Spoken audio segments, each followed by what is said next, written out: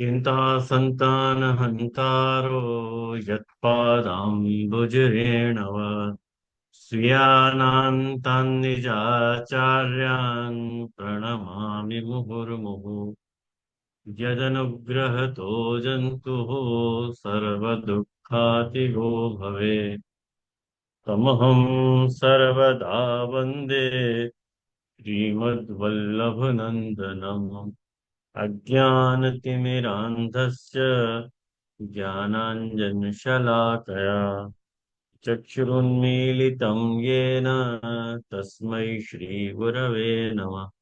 नमामि हृदये शेषे लीलाक्षीराब्धिशायनम् लक्ष्मीसहस्रलीलाभिः सेव्यमानं कलानिधिम् चतुर्भिश्च चतुर्भिश्च चतुर्भिश्च त्रिभिस्तथा षड्भिर्विराजितेयोऽसौ पञ्चधा हृदये मम। आचार्य वाचा प्रणमामि भाष्य निबंध बोधिनी स्थायतराश्च यास्ता मस्वानुतागत्य कृपाकृतास्ता मदीय वाचा विषयं कृतम् धर्म प्रोज्झित कैतवोऽत्र परमो निर्मत्सराणां सताम् वेद्यं वास्तवमत्र वस्तु शिवदं तापत्रयोन्मूलनम् श्रीमद्भागवते महामुनिकृते किं वा परैरीश्वरः तद्यो हृद्यवरुध्यते यत्र कृतिभिः शुश्रूषुभिस्तक्षणात् निगमकल्पतरोर्गलितं फलं शुकुमुखाद अमृतद्रवसंयुतं पिबत भागवतरसमालयं मुहुः अहरसिका वैभावकात्।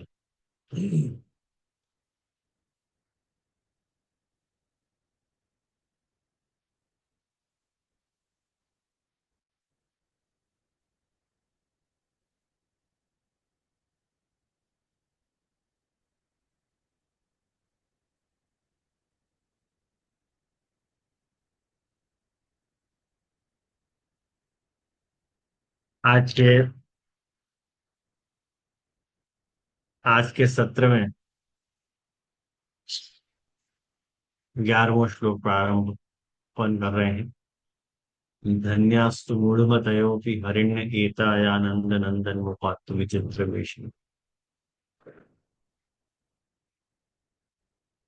दो चार बातें पूर्व में समझ लोगे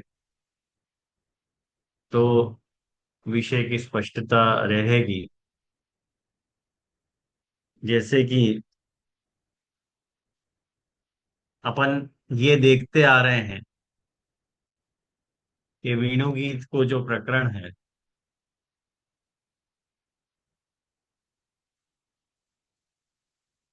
हाँ, वेणु गीत को जो, हाँ बोलो मंग।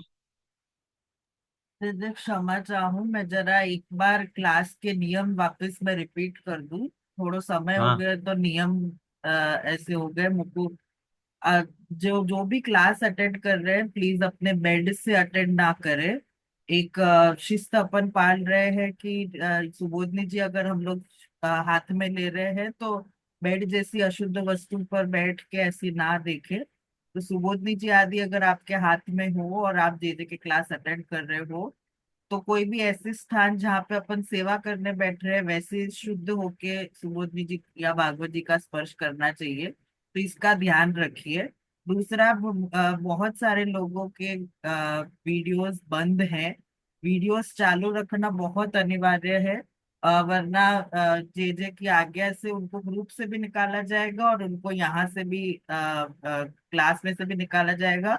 एक्सेप्ट जिन्होंने जिनके यहाँ पे अभी यूएस के वैष्णव है जिनके यहाँ पे सेवा चालू है, उनको वीडियो चालू रखने की जरूरत नहीं है। इसके अलावा सबन को वीडियो चालू रखना है। बेड से क्लास अटेंड नहीं करनी है, कोई भी अच्छी शुद्ध जगह पे करनी है। अगर आप ट्रेन से या कहीं से भी ट्रैवल करते हुए कर रहे हो तो हाथ में सुबोधनी जी मत लीजिएगा। कृपया इतना शिस्त रखिए। महाप्रभु जी के ग्रंथ है, नामात्मक स्वरूप है, इसलिए नहाकर शुद्ध अवस्था में ही बैठ के जे के क्लास अटेंड करना चाहिए। साथ में अगर 3 क्लास से ज्यादा अटेंड नहीं करेंगे तो जे स्वयं ही ग्रुप में से निकाल देंगे। तो ऐसा कुछ होने पर आप मेरे पास नहीं आइएगा, क्योंकि ये जेजे का स्वयं का डिसीजन होता है। अटेंडेंस जेजे के लिए बहुत जरूरी है, क्योंकि अपन सुबोधनी जी पढ़ रहे हैं। वेणुगीत के लिए और कोई भी रिकॉर्डिंग रिलेटेड समस्या हो तो आप डायरेक्टली मुझे कांटेक्ट कर सकते हो। नहीं खुल रहा है या ऐसा कुछ हो, और कोई प्रश्न होवे तो आप ग्रुप में डाल सकते हो, ग्रुप भी खुला हुआ है। पर प्लीज मार्ग की शिस्तता आप बनाए रखिएगा। बेड से या ऐसी कोई अशुद्ध जगह से क्लास अटेंड नहीं करिएगा, और ऐसे अशुद्ध परिस्थिति में भागवत जी आदि का स्पर्श नहीं करिएगा। ये जेजे ने पहले भी बताया हुआ है, पर आज 41 क्लास हो गए, इस वजह से वापस अनाउंस किया जा रहा है। ऐसा कुछ मिला, ऐसा कुछ देखा गया तो जेजे जेजे या मैं, ये तो मैं भी निकालूंगी कि जेजे ने मुझको कहा है कि कोई ऐसे अशिष्ट पदार्थ से भी करते हो तो अपन को उनकी जरूरत नहीं है क्लास में। तो आप ये ध्यान रखिएगा, और आगे से ऐसी गलती ना हो। जैसे जी जी, आप प्लीज कंटिन्यू कीजिए, ये जरूरी है तो यार लिए मैंने कह दिया। नहीं नहीं, बहुत जरूरी है, तो ये बात बहुत जरूरी है। मैं कई दिन से ये सोच भी रहे हो तो कि बहुत सारे लोग है ना बंद करके सुने हैं वीडियोस, तो वो मुझको बिल्कुल भी पसंद नहीं है। खैर, यूएस के लोगों की अपनी समस्या है, वो एक अलग बात है। बाकी और कोई भी दलील दो कि हमेशा यही दलील रहा है कि भाई हमारा नेटवर्क नहीं आ रहा, ये नहीं आ रहा, वो नहीं आ रहा। बाकी मैं क्या करूँ ना, वासु क्लास के जो नियम है वो तो नहीं बदले जाएंगे ना। बैठो ऐसी जगह पे आके जहाँ आपको नेटवर्क मिल रहा है, ख्याल में आओ। और खाली पंखा घूमते हुए मेरे को दिख रहा है, व्यक्ति नजर नहीं आ रहा है। ऐसे जाकू भी मैं देखूंगा, अगर मैं ग्रुप में से तो निकाल ही दूंगा, याद रखियो। कि जाने भी मुझको अपना चेहरा नहीं दिखाया और पंखा खोलते हुए दिखाया हो, वहां को मैं ग्रुप से रिमूव कर दूंगा। मैं पंखा को थोड़ी सुना रहा हूँ, ख्याल आया हो ना। खैर, बैक टू पवेलियन, अपन विषय पे जावे। और विषय पे, हाँ, मुझको गूगल को मैसेज आया तो कि वो मदन मोहन जी के स्वरूप के विषय में। तो आज तो अवकाश नहीं है, लेकिन यथासंभव होएगा तो मैं जरूर बताऊंगा। हाँ, जरूर बता दूंगा। आज तो विषय से वो, पहले यह विषय को गंभीरता से अपने को 11वें श्लोक को जरा ध्यान से समझना है। और भागवत जी हाथ में रखियो जैसे कि अपना नियम है। और अपन शुरुआत से ये बात देखते आ रहे हैं कि वेणु गीत जो है, वेणु को सूर्य स्वरूप है। वेणु को अपन एज गुड एज भगवान को स्वरूप ही मान रहे हैं। और जहां तक ब्रज भक्तन के द्वारा, गोपीजनन के द्वारा जो कियो जातो ये वेणु को वर्णन है, वहां में मैंने शुरुआत में आपको शायद पीठिका के बारे में बतलाया, तो मेरे सद्भाग्य से यदि आप लोगों को याद हो तो वो पीठिका के बारे में बताया होता, तो वो पीठिका को स्मरण जरूर कर लीजिए। तो पीठिका को स्वरूप क्या के लिए है कि पीठिका आपको स्वरूप बताया हो वेणु को, ख्याल में आयो। पीठिका सु आखो वेणु को स्वरूप, प्रभु को, प्रभु साम्य वेणु रूप को वर्णन आयो, रूप को वर्णन आयो। वेणु के रूप को वर्णन, वेणु को वर्णन कहो या वेणु प्रभु को वर्णन कहो, बात एक की एक है। ये बात अपन ने देखी थी पिछली बार। हरियाली है, अपन रूप या लीला, वह में द्वैत नहीं माने हैं। जैसे कि अपन सबन को ही पता है कि कृष्ण और कृष्ण सेवा में अपन भेद नहीं माने हैं। जो कृष्ण सेवा है वो कृष्ण ही है, और जो कृष्ण है वो कृष्ण सेवा है, वो एक ही बात है। यही लिए अपन जो है, कृष्ण कथात्मक है और कृष्ण की सेवा जो है वो स्वरूपात्मक है। या ढंग से अपन को याली महाप्रभु जी, कल भी मैंने यहाँ पे अपने वाटिका में यह बात को स्पष्ट की हो, तो अक्षय तृतीया के अवसर पे कि यस्यासक्ति सेवायाम व कथायाम व यस्यासक्ति दृढ़ा भवे, यावत जीवन तस्य नाशो न क्वापि मर्मम। मैंने जाको सेवा में आसक्ति यावत जीवन है या कथा में आसक्ति यावत जीवन है, वाको 100 फल प्राप्त हो रहा। लेकिन आसक्ति यावत जीवन अपेक्षित है, ये बात मैंने समझाई थी। किंचित काल पर्यंत की जो आसक्ति है, वह आसक्ति को महाप्रभु जी आसक्ति नहीं मान रहे हैं। तो अंततो गत्वा, यदि अपने भाव की झोंक, अपने भाव की झोंक यदि सेवा पे है, तो मैंने कल ये बात बताई थी कि व्यसन के बाद भी जो है वो मानसिक सेवा चालू ही रहेगी। और यदि अपने भाव की झोंक स्वरूप पे है या लीला पे है, तो भले ना स्वरूप या लीला पे हो, सेवा पे नहीं हो, तो वो वातरस तो ठाकुर जी के साथ लीला मध्यपाती बनेगा। तो प्रभु के साथ जैसे एक बात समझ लो कि प्रभु जब लीला कर रहे हैं, तो प्रभु के संग क्रीड़ा करनो, ग्वाल बाल क्या प्रभु की सेवा नहीं कर रहे हैं? वो प्रभु की सेवा ही तो कर रहे हैं ना। तो चाहे स्वरूपासक्त होनो, चाहे लीलासक्त होनो, वो महाप्रभु जी के हिसाब से एक ही बात है, तन्मयता की बात है। और ये बात जब अपन देखें तो वेणु को स्वरूप और ठाकुर जी को स्वरूप एक जैसा है, वो महाप्रभु जी ने पीठिका के माध्यम से अपने को स्पष्ट किया। तो कि जब अपन रस की बात करें तो रस तो स्वरूपगत होवे के नहीं। तो यहाँ पे वेणु के मने रस द्वय निरूपणात्मक श्लोक आए। मने सातवां और आठवां श्लोक जो है रस द्वय को निरूपण आयो, वेणु के द्वारा, वेणु के द्वारा प्रस्थापित।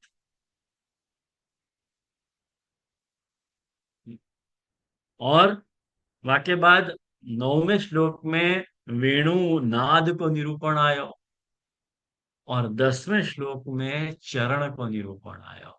तो कुल मिला के ये पीठिका बनी, स्वरूप बन्यो। ये बात अपन ने देखी थी।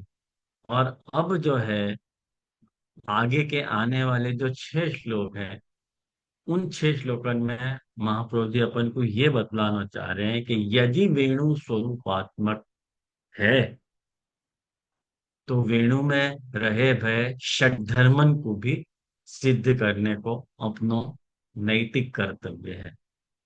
अपने ऊपर ये नैतिक आपत्ति आ रही है कि अपन वेणु के स्वरूप को मने षट प्रकार सु ऐश्वर्य वीर यश श्री ज्ञान और वैराग्य के अंग सु व वेणु के रूप को वर्णन करें, वेणु को वर्णन करें। तो अ, जो मतलब 11वां श्लोक है, जहाँ में हरिणियन को निरूपण आ रहा है, वहां में ऐश्वर्य को प्रतिपादन आ रहा है। और जो 12वां श्लोक है, जहाँ में अप्सरान को निरूपण आ रहा है, वहां में वीर को निरूपण आ रहा है। और वाके बाद जो है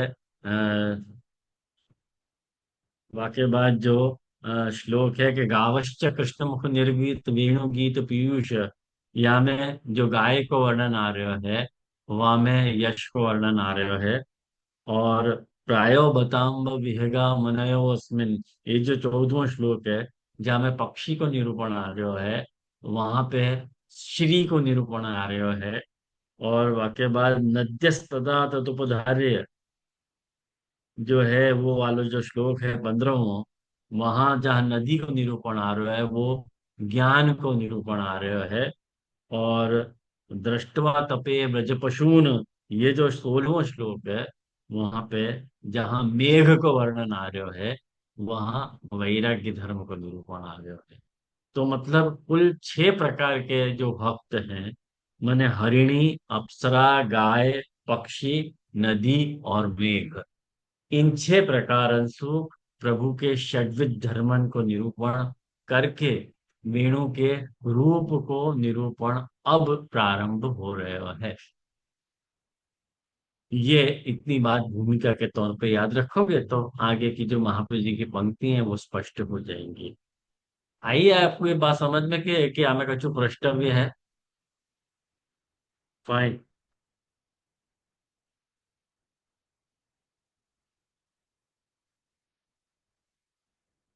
तेरी पुस्तक बड़ी काम आई हो उमंग। एक साथ मूल श्लोक में मैंने वही में मार्किंग करी सब। हाँ बोलो काशी जी।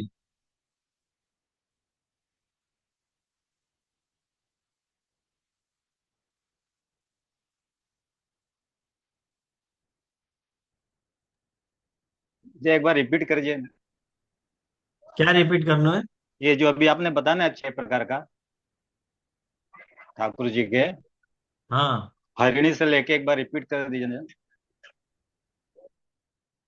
अब वो धन्यास्तु मूल मत वालो श्लोक आप देख रहे हो? हाँ।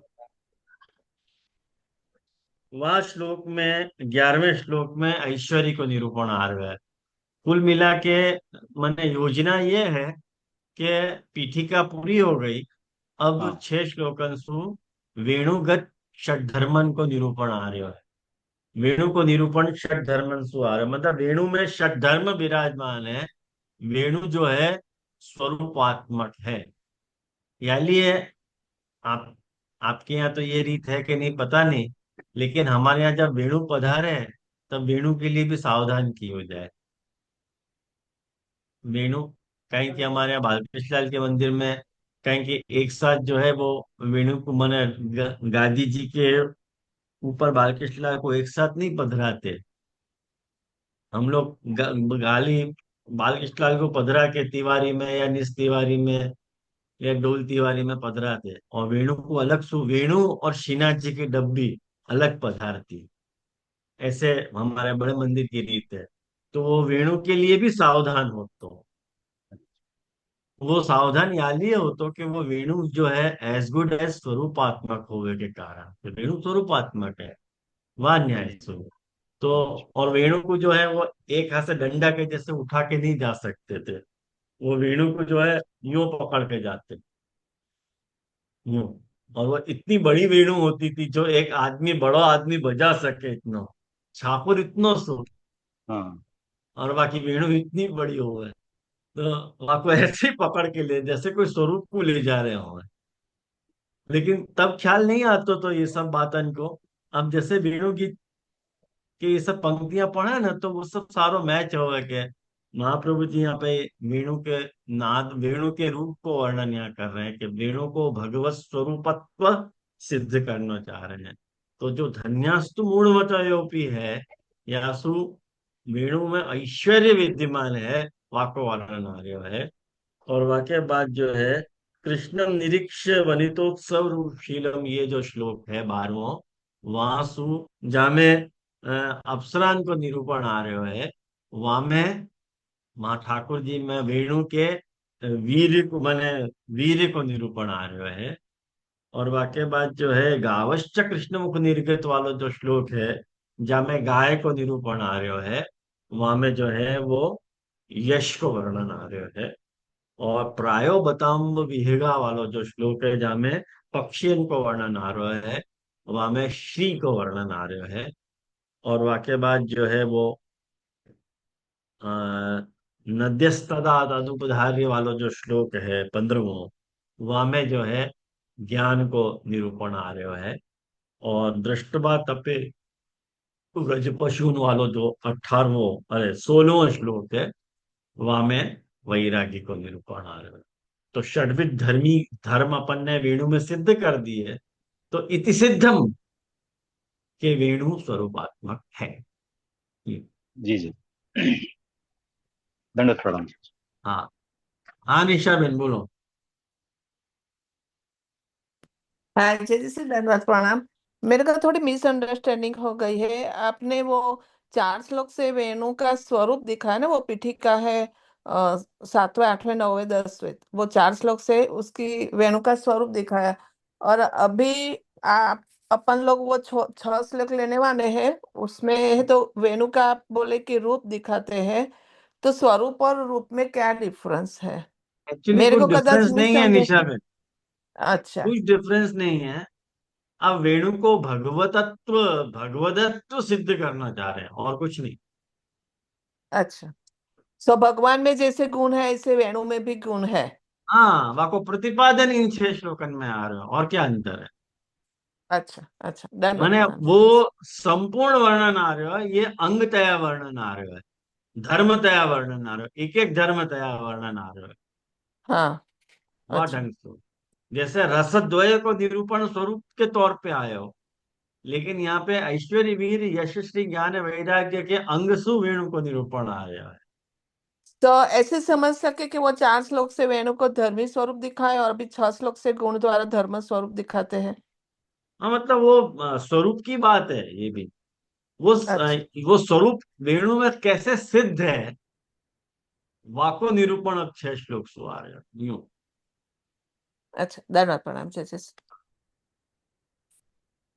मोको लगे अब तो अपन को स्पष्ट भयो होगा कि क्या अपनी बात चल रही है।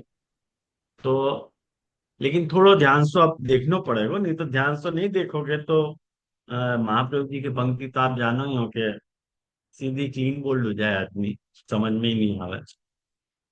तो महाप्रभु जी क्या आज्ञा कर रहे हैं अपन वो देखें। एवं रूप वर्णनम उक्तवा, देखो महाप्रभु जी ये बात स्पष्ट कर रहे हैं कि या तरह सु रूप को वर्णन करके षोढ़ा वेणु वर्णयंती, 6 प्रकार सु जो है वो, 6 प्रकार सु मतलब षड धर्मन के द्वारा अ, वेणु वर्णयंती, वेणु को वर्णन कर रहे हैं। धन्यास्तु इति षड भी, तो एक एक श्लोक की बात आ रही है। लेकिन यदि महाप्रभु जी के लेखन शैली की कोई विशिष्टता है वैष्णव,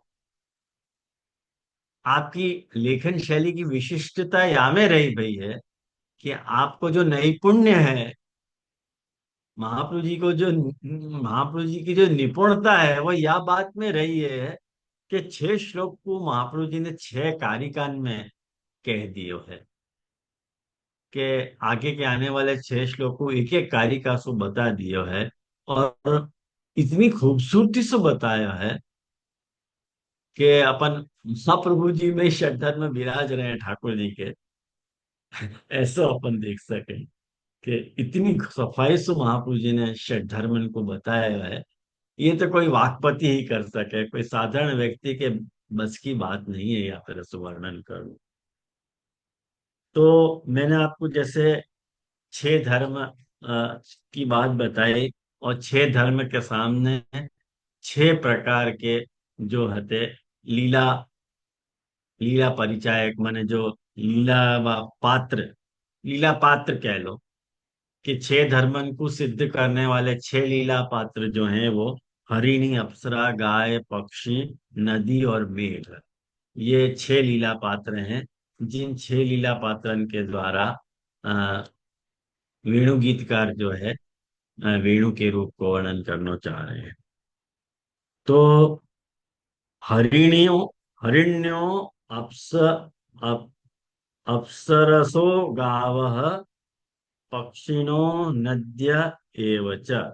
देखो जो मैंने 6 बात बताई ना आपको, हरिण्यो, अप्सरा, हरिणी, अप्सरा, गाय, पक्षी, नद्य एव च, मेघाश्च, और मेघ, ये 6। इति क्रमेण, ये क्रमशु कृष्ण के ऐश्वर्य आदि के बोधक हैं।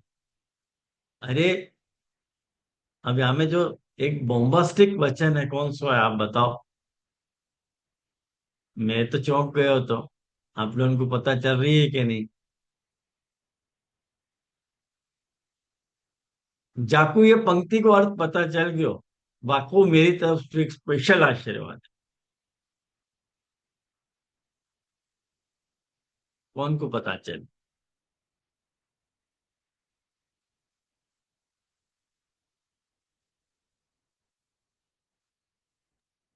जय जैसे पंक्ति जरा आप रिपीट करेंगे। हरिण्यो, अप्सरो, अप, अप्स, अप्सरसो गावः, पक्षिणो नद्य एव च, मेघाश्च, इति क्रमेणैव कृष्णैश्वर्यादि बोधका। ये पंक्ति। हाँ बोल। तो आपका प्रश्न जे- ये है। हाँ, बोलो बोलो बोलो। जैसे यहाँ स्टार्टिंग में कह रहे हैं कि एवं रूप वर्णन मुक्ता तो शोढ़ा वेणु वर्णयति, और फिर कह रहे हैं कृष्ण ऐश्वर्य पोतिका। क्या बात है बे, अमन, वाह, मजा आ गई। स्पेशल आशीर्वाद, गिफ्टेड।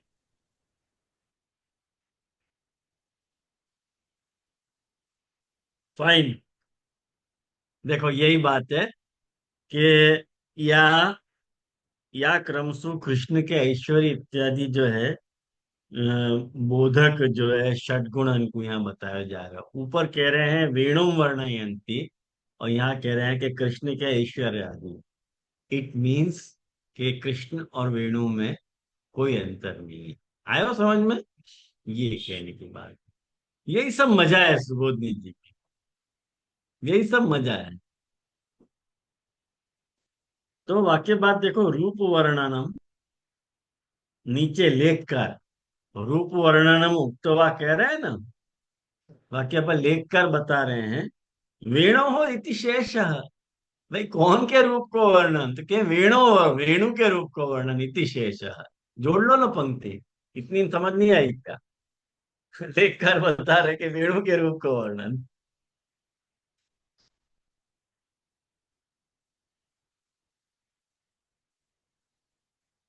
आयो कि वेणु स्वरूप तो वर्णयित्वा धर्म तो वर्णयंती इत्यर्थ। वेणु के स्वरूप को वर्णन करके धर्मतया वहां को वेणु को वर्णन किया जा रहा है। ये अर्थ है कि वपुर युक्तत्व वेणु वेणो हो स्वरूपम इति बरहा पीड़े इति श्लोके। वल्लभ जी क्या कह रहे हैं, लेखकार अपन को ये बता रहे हैं कि वपुर युक्तत्व वेणु, माने वेणु को वपु है, वपु मतलब स्वरूप। आयो, वेणु वपु मतलब क्या? नटवर वपु, वपु को अर्थ स्वरूप हो गया है। तो वपुर वपु युक्तत्व वेणु हो, वेणु के स्वरूप की युक्तता वराहपीडम श्लोक में बताई थी कि नहीं? लेख कर याद दिला रहे हैं कि नादे अनुभूयमान एव अनुभूतम भवति न तो पृथक। अब मैं आपको ये बताऊं, ये कौन से पेज पे आती,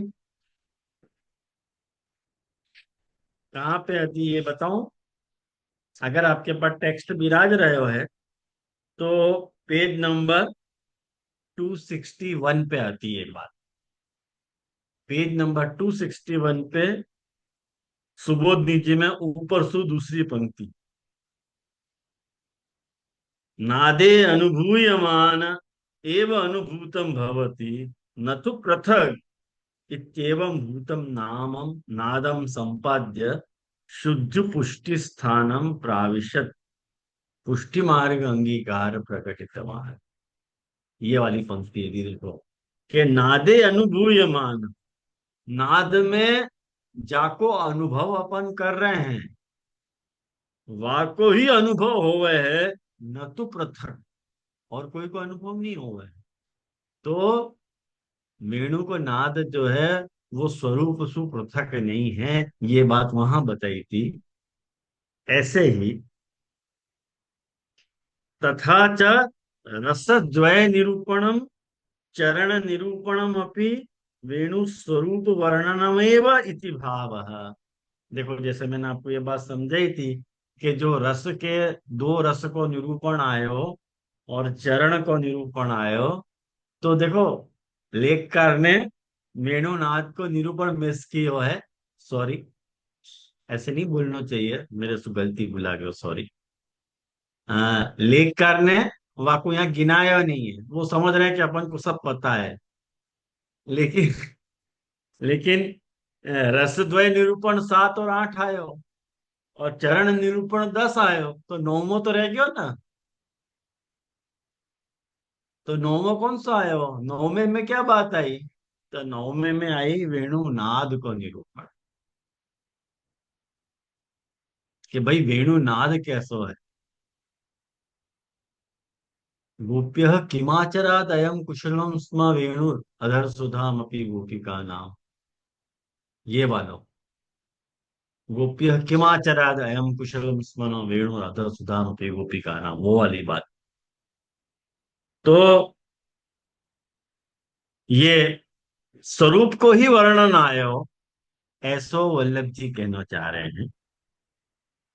और शोढ़ा इति यूं कह रहे हैं कि ऐश्वर्य आदि बोधन हेतुत्व प्रकारेण। भाई, वेणु में ऐश्वर्य आदि गुणन को बोध करना है, वह प्रकार से ये सब बातें महाप्रभु जी समझाना चाह रहे हैं। आयो। अब बैक टू पवेलियन, वापस सुबोधनी जी पे आओ। ये अपन ने अभी तक जितनो देखियो। हाँ, बोलूं? ये जो 261 वाला जो श्लोक आपने कही ना, नादे हाँ, भूयत आपको एक सिर्फ याद करने के लिए या एकदम बैठ नहीं रहे हो है, यहाँ में एग्जैक्टली क्या बताया तो? वो वेणु के रूप को ही वर्णन हुआ, स्वरूप को ही बात चल रही है कि जैसे भाई वो ना, बात। हाँ हाँ, कही कही, सॉरी। नादे अनुभूयमान एवं अनुभूतम भवति। नाद में जो अनुभूयमान है, वाको ही अनुभव होवे है, न तो पृथक और कोई चीज को अनुभव नहीं हुआ है। तो नाद में कौन को अनुभव हो रहा है? कृष्ण को। यूं। समझ गई। बस ये तो आपने कही थी पर एकदम क्लैरिटी कर दी। हाँ, तो आयो। वाक्य बात देखो, सुबोधनी जी में आज्ञा कर रहे हैं कि ईश्वर पूज्यते लोके मूढ़ैरपि यदा तदा निरुपाधिकम ऐश्वर्यम वर्णयन्ति मनीषिण। मनीषी मतलब जो बुद्धिमान हुए हैं, वो क्या कर रहे हैं? वो यूं कर रहे हैं कि ईश्वर पूज्यते लोके। अब ये देखो, ऐश्वर्य को वर्णन आ रहे हो है, कौन से श्लोक की बात चल रही है? 11वें 11वें श्लोक की बात चल रही है, कारण कि 11वें श्लोक में ऐश्वर्य है और 12वें में वीर आ रहे हो। अब ये याद रखियो, मैं बार बार रिपीट नहीं करूंगा, वो सब बात आपको अब याद रखनी है। अब बार बार रिपीट करूंगा तो पार ही नहीं पड़ेगी मेरे। तो ईश्वर पूज्यते लोके, लोक में जो है मूढ़ लोगन के द्वारा जब ईश्वर की पूजा होवे है, और तब जो है जो चतुर पुरुष हुए हैं, मनीषी हुए हैं, बुद्धिमान मनुष्य हुए हैं, वो जो है निरुपाधिक ऐश्वर्य को वर्णन करें।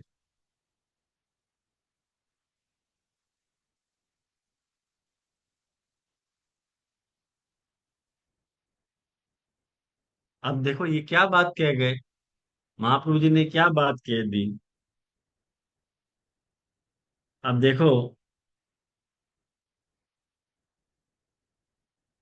अब हमें देखो योजना में, नीचे जो योजना है ना, वो योजनाकार जो है लालू भट्ट जी नीचे बता रहे हैं। एक सिंपल अर्थ में मैं आपको बात समझा दूं, सीधे सरल शब्द में समझोगे तो बात आ जाएगी समझ में। कि देखो, जो बुद्धिमान मनुष्य हुए हैं, वो ईश्वर को महात्म्य समझ के ईश्वर को पूजन कर रहे हैं, ये तो बात समझ में आवे है भाई। या में क्या ईश्वर को प्रतिपादन भयो।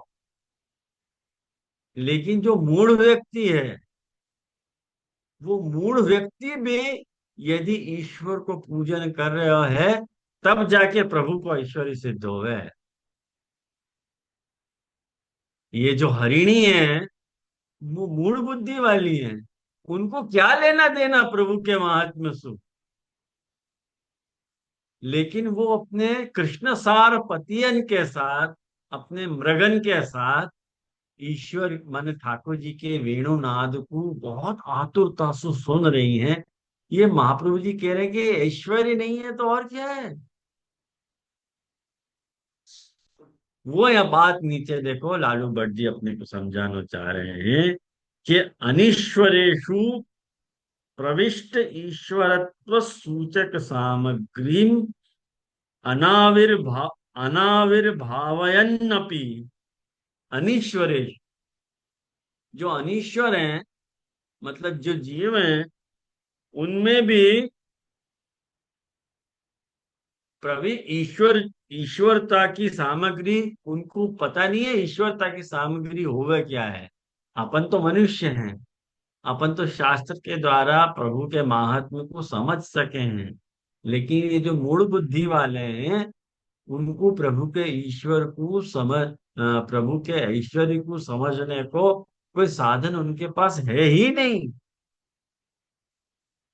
लेकिन यदा मूढ़ ही पूज्यते, जब मूढ़ पुरुषन के द्वारा, मूढ़न के द्वारा वो पूजा होवे है वहां की, तदा निरुपाधिकम ऐश्वर्यम सिद्ध्यति। वाकु बुद्धिमान कहे कि देखो ये निरुपाधिक ऐश्वर्य, देखो बिना कोई उपाधि के पूजन हो, ये निरुपाधिक उपाय, निरुपाधिक, ये प्रभु को निरुपाधिक ऐश्वर्य। जैसे आज अपन सबको मोदी मोदी मोदी मोदी करें, अपन को ज्ञान है वैसे कर रहे करके, जब को अज्ञान होते हुए भी जो पूजन करे हैं तब जाके ईश्वरत्व सिद्ध हो गए। वो निरुपाधिक ऐश्वर्य कि बिना कोई उपाधि के, बिना कोई कारण के ईश्वर में ईश्वर को भाव अनुभूय होनो, ये निरुपाधिक ऐश्वर्य को सूचना। तो इति सिद्धम कि वेणु में ऐश्वर्य है। आयो पेज नंबर, हाँ बोल। जैसे एक बार मूल मूल कर ले, मूल वाला श्लोक ले ले तू। कौन सो? अब वो 11 वो ही, आप आगे बढ़े वासी पहले, क्योंकि वो जो एटलीस्ट खबर तो है कि क्या है, पर एटलीस्ट टेक्स्ट समझ में आ जाए, बाकी बात से बोल के देखे तो। वो 11वां महापुरुष जी शुरू नहीं कर रहे हैं अभी। अच्छा अभी अभी तक। था। ओके सॉरी सॉरी, मुझको लगा शुरू हो गया, क्योंकि मैं 6 कार्य का देख रहा हूँ, हाँ रे, नेक्स्ट अभी नेक्स्ट वीरी आ रहा है, यानी मैंने सोचा। अभी तक 6 श्लोक को टेलर दिखाएंगे पहले महाप्रभु जी, अच्छा अच्छा। शॉर्ट में। वाक्य बाद श्लोक शुरू होएगा। अच्छा सॉरी सॉरी, ध्यान में। महाप्रभु जी स्टार्ट नहीं कर रहे तो मैं कैसे करूं। अब वाक्य बाद देखो, 20वीं कारिका में श्री महाप्रभु जी आज्ञा कर रहे हैं कि वीरियम देवेशु, पेज नंबर 310, पेज नंबर 310 में महाप्रभु जी आज्ञा कर रहे हैं कि वीरियम देवेशु तत्रापि स्त्रीषु तत्रापि कामतः सान्निध्ये पुरुषाणां च मूर्छा तेन ततो महत्। ये वीर को निरूपण आ रहा है। यहाँ क्या कह रहे हैं कि देखो ये बात है कि वीर काय में होवे है, देवन में होवे है, वहां में भी देवन की स्त्रियन में, और वहां में भी काम के कारण। बहुत बड़ी बात है, यूं कह रहे हैं। कैसे समझ में आई तुमको काम के कारण? क्योंकि सान्निध्य पुरुषाणांच मूर्छा तेन ततो भवे। अरे देव खड़े हैं बाजू में और काम के कारण मूर्छा, अरे यासु ज्यादा प्रभु को वीर क्या, सामर्थ्य क्या तुम आकलन करोगे। एक तो सबसे पहली बात समझ लो, देवन को मनुष्य में प्रीति होवे नहीं है। देवन को मनुष्य से कोई लेना देना ही नहीं है। तो एक तुम देव और तुम मनुष्य, हम देव, ऐसा भाव है। तुम मनुष्य हम देव है, हमको तुमसे क्या मतलब। अब यहाँ ठाकुर जी वेणुनाद कर रहे हैं वह वेणुनाद सु ठाकुर वेणुनाद को सामर्थ्य आप देखो कि वो सामर्थ्य के कारण स्त्रियां मोहित हो रही हैं, देवस्त्री। एक तो देव हो है तो ठीक बात है, देव की स्त्रियां मोहित हो रही हैं। और देव की स्त्रियां मोहित हो रही, इतना ही नहीं, देवन को काम स्फुरित हो रहा है। और वो काम स्फुरित हो रहा है, इतना ही नहीं, उनके सानिध्य, पुरुष के सानिध्य में उनको मूर्छा आ गई है तदा भावे। कितनो बड़ो वीर की बात बताई है। आ रही है कछु समझ में? तो यासो ज्यादा मत पूछियो, यासो ज्यादा विस्तार नहीं कर पाऊंगा। यानी ये वीर जो है, तेन वीर्यम ततो महत, यासु वीर गुण प्रकट हो रहा है वेणु को। अब वेणु को या कृष्ण को एक ही बात है। अब अपन इंटरचेंजेबली कुछ भी बोल सकते हैं। वाक्य बात कह रहे हैं कि यशो यदि विमूढ़ा नाम प्रत्यक्षासक्ति वारणा स्वधर्मम योजयेत्तेषु तदा भवति नान्यथा। क्या कह रहे हैं कि यशो यदि विमूढ़ा नाम, वो विमूढ़ जो विमूढ़ हो में है, विशिष्ट मूढ़ हो, और मूढ़ में भी विशिष्ट मूढ़, वो उनकी जो सहज आसक्ति हो गए, प्रत्यक्ष आसक्ति, जैसे गाय की जो है घास खावे में सहज आसक्ति है, तो प्रत्यक्ष आसक्ति वारणात, वाकु वारणन करके, वाकु स्टॉप करके, स्वधर्मम योजये, अपने धर्म में वाकु योजित कर लेना, वह विमूढ़ को। तेषु स्वधर्मम योजये तदा भवति यशम। वो यश कब होवे है कि कुछ तो बात है, हस्ती मिट्टी नहीं हमारी, अभी फलक में बाकी नामो निशा हमारा। जैसे ये कह रहे हैं ना कि भाई आदमी की जो सहज आसक्ति है, वो सहज आसक्ति इतनी जल्दी नहीं छूटे। गाय घास नहीं खावे, ऐसा हो सके, लेकिन जा बखत वेणुनाद हो रहे है, और जा बखत गाय स्त्राव करा रही है अपने बछड़ान को, दूध स्त्राव करा रही है, बाकी स्तनन में सो दूध झर रहे है, और वह झरते भय दूध को जो शावा है, मतलब जो गाय के जो बच्चा है, वो पी नहीं रहे हैं, उनके मुंह से ऐसे ही बह रहे है। ये सहजासक्ति को वारण हो रहे है। और वहां पे गाय घास खा नहीं रही है, उनकी भी सहज आसक्ति को वारण हो रहे है। महाप्रभु जी कह रहे हैं कि देखो ये यश को निरूपण आ, तुमको पता चल रही है ये, कि ठाकुर जी को यश उनके सर पे चढ़ के बोल रहे है कि कैसो प्रभु को यश है। जैसे अपनों कोई फेवरेट कलाकार आ जाए और अपन जो भी कुछ करते हो तो ऐसे छोड़ के भागे के नहीं, देखने के लिए वो आयो आयो आयो आयो। अब तो खैर वो स्टारडम रहे नहीं है। अब तो ये जमाना इतना ऐसा आ गया है कि कोई को कोई के लिए क्रेज रहा नहीं है अब।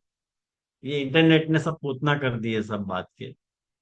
हमारे जमाने की हम बात करें कि हमारे जमाने में कि ये कोई मतलब जब वहां पे कोई स्टार लोग चंदा इकट्ठा करने के लिए ट्रक में हमारे एरिया से जाते हैं वहां पे मुंबई में, और तो सब लोग बारी में चढ़ चढ़ के उनको देखते हैं।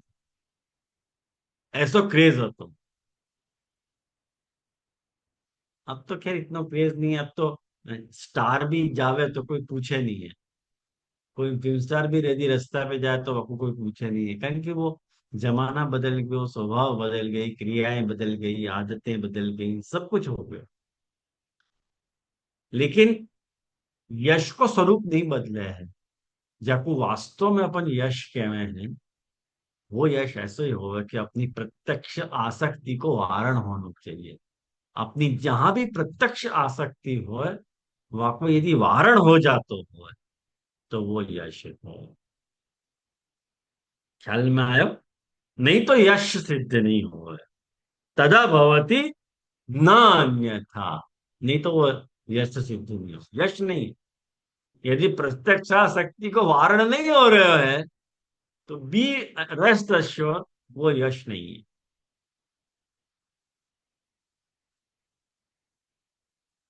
अब वाक्य बात देखो, एक और बात महाप्रभु जी बता रहे हैं।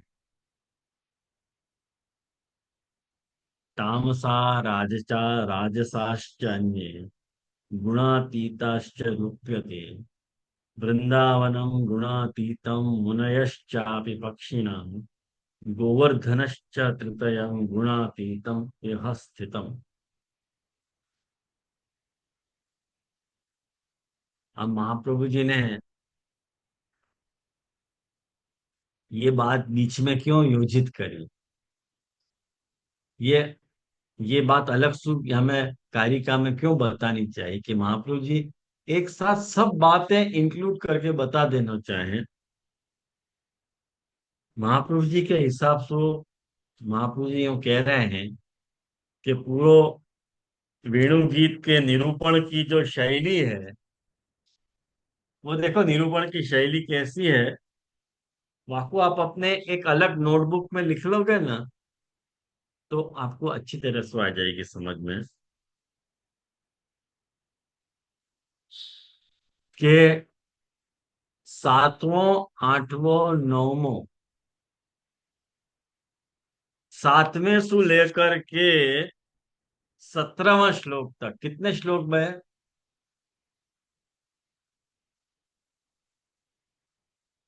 12। 7, 8, 9, 10, 11, 12, 13, 14, 15, 16, 17 और 18, 17 है, 17।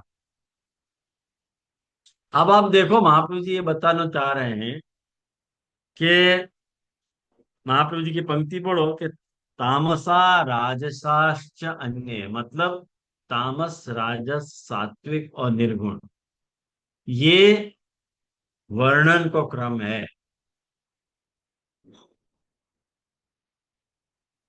मतलब तामसी गोपी, राजसी गोपी और सात्विक गोपी और फिर गुणातीत गोपी,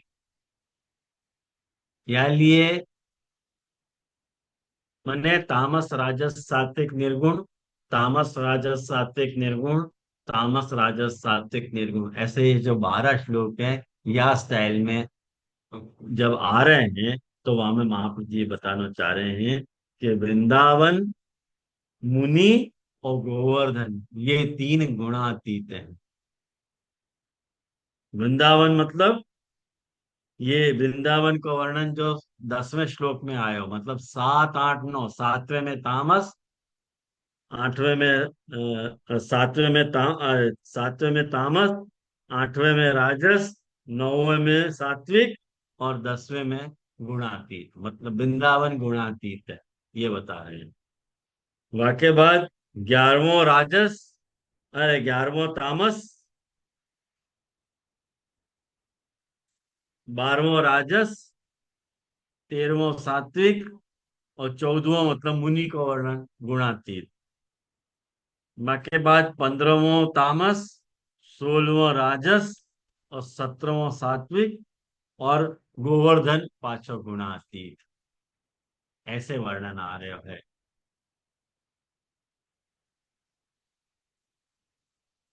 आई समझ में कि बम्पर का ये बात? तामस, राजस, सात्विक, गुणातीत, तामस, राजस, सात्विक, गुणातीत,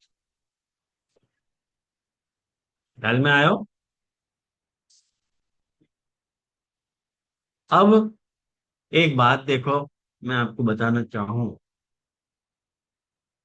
कि अपन सब ये जाने हैं कि भागवत जी जो है, ये जो तीन प्रकार के जीव हैं, सात्विक राजस तामस और निर्गुण, या लिए और जन्म, ये दशम स्कंद के 5 प्रकरण हैं। जन्म प्रकरण, तामस, राजस, सात्विक और निर्गुण, ये 5 प्रकरण हैं। पंचदा हृदय मम। तो तामस को राजस किए, राजस को सात्विक किए और सात्विक को निर्गुण किए। बेसिकली ये कंसेप्ट रॉन्ग कंसेप्ट है।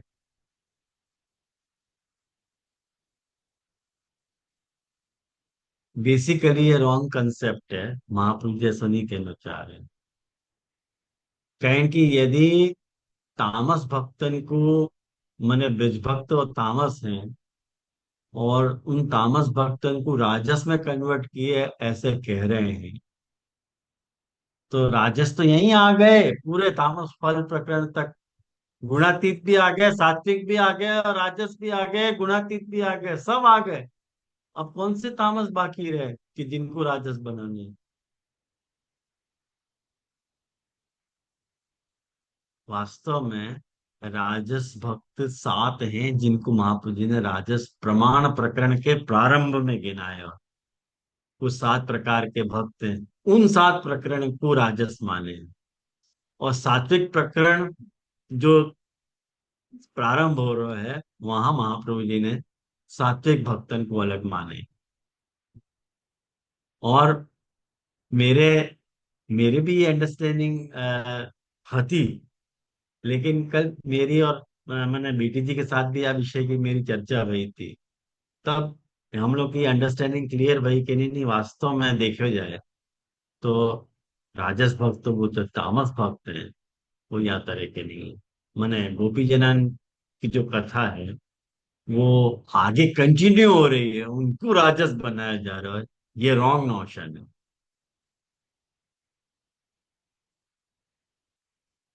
आयो ना ख्याल में आप लोगों को? हाँ बोल भाई। जी आपने जब भी समझाया तो तभी आपने दो पक्ष के समझाए थे, आई थिंक सुबोधनी जी के स्टार्टिंग में या भागवत जी के विषय में, कि एक तो थोड़े भक्त पूरे तामस कन्वर्ट नहीं हो रहे हैं हाँ। राजस में, पर थोड़े जो है वो तामस में ही स्वीकार्य है, क्योंकि ठाकुर हम्म। जी ने उनको वैसे ही स्वीकार किए हैं। हम्म। हालांकि जब गोपी जनन की बात आपने कही अभी कि गोपी जनन को है वो निर्गुण तक, मतलब तामस से निर्गुण तक पहुंच रही है। बाकी सारे जो दूसरे भक्त हैं वो तामस में भी स्थित है, राजस में भी स्थित है, सात्विक में भी और निर्गुण में भी स्थित है ही। उनको कन्वर्जन नहीं हो रहा है। तो ये दो पक्ष समझने या वो दो पक्ष पे भी आप वारण कर रहे हैं कि सिर्फ और सिर्फ ये जो पार्ट है कि तामस में तामस ही है, राजस में राजस ही और सात्विक में सात्विक ही है, ये थोड़ा क्लियर है। देख ऐसा हुआ कि जब वक्त अपन तामस की बात कर रहे हैं, माने भक्त तो ब्रज भक्त आगे डिसकंटिन्यू हो रहे हैं, इतना तो कंफर्म है। लेकिन तामसी प्रकरण में 28 अध्याय की जब अपन बात कर रहे हैं, तो वहां में त्रिविध तामसत्व है, जो 3 प्रकार के बताए। एक भगवन मायाकृत तामस और लीलोपयोगी, और एक वर्णात्मक तामस राजस सात्विक तत्व। यूं अब जो आगे राजस प्रकरण चलेगा वहां में भक्त चेंज हो जाएंगे। इतनी क्लैरिटी रखिए, ठीक है ना? कंटिन्यूएशन वाला पार्ट लेना ही नहीं है, जो नहीं, कंटिन्यूएशन वाला। कंटिन्यूशन फॉलो पार्ट नहीं लेना है, डिसकंटिन्यू करने वाला। पर निर्गुण कल में सब मिलेंगे। मैंने भी ये विषय देखो ध्यान से, कल तो मुझको भी ये बात क्लिक भाई कि नहीं, बात तो सच्ची है। बीटी जी से मुझको कह तो रहे थे, लेकिन मेरे को सहज में यकीन नहीं भाई, ये बात विश्वास नहीं आया। लेकिन जब मैं विषय को ध्यान से देखियो, तो मुझको भी यह बात के ऊपर मैं भयो कि नहीं, हाँ बात तो सही है। महाप्रभु जी को डिसकंटिन्यू कर रहे हैं। महाप्रभु जी ये नहीं कहना चाह रहे हैं कि विभक्त राजस हो गए, क्योंकि वो बात महाप्रभु जी पूर्व कह चुके हैं। अभी यही में देख लो ना वेणु गीत में, वेणुगीत में देख लो कि जो सातवां श्लोक है वो तामस गोपी का कह रही है, वर्णन कर रही है। आठवां श्लोक राजस गोपी का कह रही है। और नौवां श्लोक जो है वो सात्विक गोपी का कह रही है। कौन सा नौवां श्लोक? नौवां श्लोक मतलब गोप्य किमाचराद अयम कुशलम स्म वेणु, ये वाला जो श्लोक सात्विक गोपी का कह रही है। और वृंदावनम सखी भुवि वितनोत कीर्तिम, ये वाला ये तो श्लोक आपने कहने समझा वाली है। गुणातीत गोपी का है। ये तो चर्चा भई थी कि गुणातीत होने के बावजूद भी उनको अनुसूया भाव हो सके, बराबर असूया भाव हो सकता। हाँ, ये आया ना तो बात ख्याल में? आपने कही थी, करेक्ट करेक्ट करेक्ट। तो अब इनको जब अपन इनके सात्विकत्व राजसत्व या तामसत्व को अपन पूर्व ही वर्णन यदि कर चुके हैं, तो पुनः इनको राजसत्व की उपाधि से मंडित करना, ये मतलब युक्ति संगत नहीं लगे। अपन महाप्रभु जी की जो मूल योजना है वही को नहीं समझे। तो याको तो जी ये बोले कि प्रकरण भेद जो है वो ठाकुर जी की लीला अंतर्गत कयो है, भक्तन अंतर्गत नहीं भयो। ठाकुर जी ने ऐसी लीला कही जो तामस भक्तन के अनुकूल हो, या लिए तामस हाँ भक्तन वैसे समझ बर, सके तो फिर। हाँ वैसे समझ सकते। हाँ बोलो विशाल।